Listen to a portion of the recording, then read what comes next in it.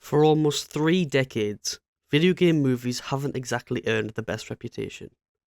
For what seems like the first time ever, critics and audiences have found something to agree on, which is that video game adaptations are straight up bad.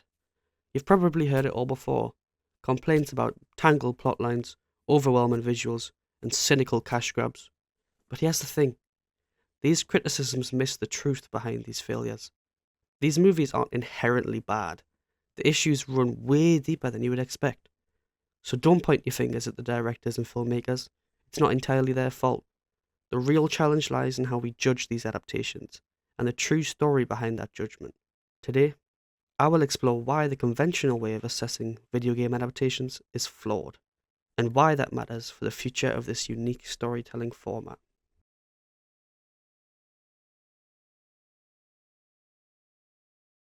First of all, it's essential to understand that video games and films are just fundamentally different kinds of experiences. Video games are designed to be flexible, to adapt to us players, with personalized emotions, choices, and actions that shape the journey. You don't just watch a game, you live it. Movies, on the other hand, they're fixed. Everyone sees the story the same way every single time. We can see that from even the most earliest attempts like Super Mario Bros. In 1993 to even recent big budget adaptations like Assassin's Creed. It's painfully clear that the traditional cinematic formula struggles to capture what makes video games special. Their Rotten Tomato scores of 27% and 18% tells a story of disappointment. This pattern has led to the so-called video game movie curse. And it's a curse born not of laziness or bad writing per se, but a mismatch in how we approach these adaptations. However, there is still hope. Recent hits like The Last of Us and Arcane show that filmmakers are learning. They're finding ways to respect what the original games do best, while also fully embracing the strengths of film and TV. Instead of trying to force a game into a movie mold, they're creating something new, something better.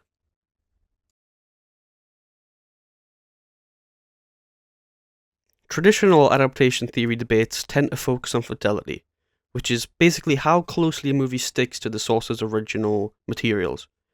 But applying this yardstick to video games is like trying to fit a square peg in a round hole. Linda Hutchins' work on adaptation theory offers a better approach. Adaptations aren't just copies, they're creative reinterpretations shaped by the strengths and limits of the new media. As Hutchins points out, video games demand far more active engagement than books or movies. Players interact, make meaningful choices, and unlock stories through gameplay mechanics, not just narrative exposition. This creates what Espinarset calls the ergodic nature of video games, where the path and experience differ from player to player. Movies can't replicate this interaction because their structure is inherently linear. So when studios try and translate a game story directly into film, they often strip away what makes it compelling. Take Resident Evil or Doom, for example. Games that thrive on immersion, lived-in worlds, deep emotional characters. The film versions often fell flat. Film studios only captured the most surface-level elements, losing the player's sense of agency and immersion. It's no wonder the audiences felt betrayed. Agency. The player's power to make meaningful choices that affect the story. It's central to video games. Janet Murray defines it as the satisfying power to take meaningful action and see results. It's what transforms a game from passive entertainment to a deeply personal journey. Ultimately, films remove that element entirely. Viewers are confined to watching predetermined events unfold. Hollywood has occasionally tried to mimic this agency, like the infamous first-person sequence in Doom, but these attempts only highlighted the gap between passive watching and active playing.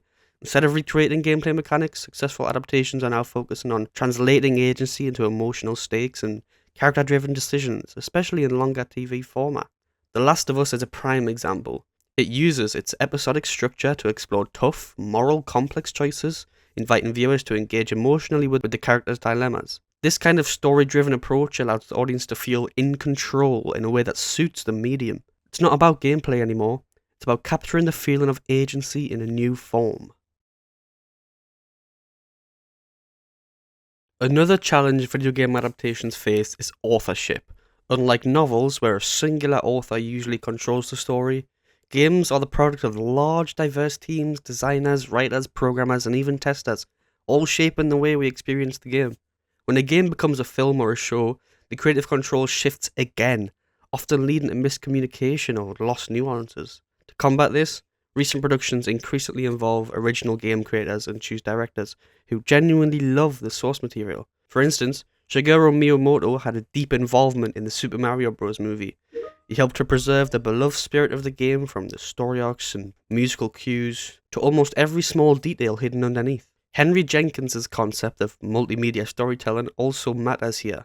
He argues that stories told across different forms should offer unique contributions, each enriching the world rather than simply replicating it. In this way, adaptations become complementary expansions of the original game's universe.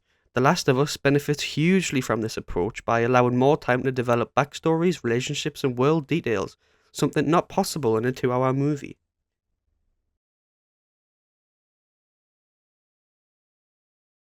Video game adaptations have to navigate a passionate and often highly invested fan base. Fans don't just watch, they debate, they theorize, they emotionally invest themselves into every plot twist and character arc. This intense engagement can raise the stakes for adaptations, as deviations from the source risk swift backlash. Henry Jenkins highlights that modern audiences actively participate in media culture, fueling anticipation and scrutinizing every new release. The 2024 Borderlands film had a lot of trouble with its fan base. For example, fans were concerned about casting choices and long production reshoots and script rewrites well before the movie even came out. Conversely, The Last of Us was embraced by fans and critics for respecting its source material. Even when making some changes, fans embraced them due to how they expanded upon the most beloved moments from the game. Hutchin reminds us that fidelity isn't about perfect copying, but emotional truth. This distinction allows adaptations to innovate meaningfully without angering the core audience.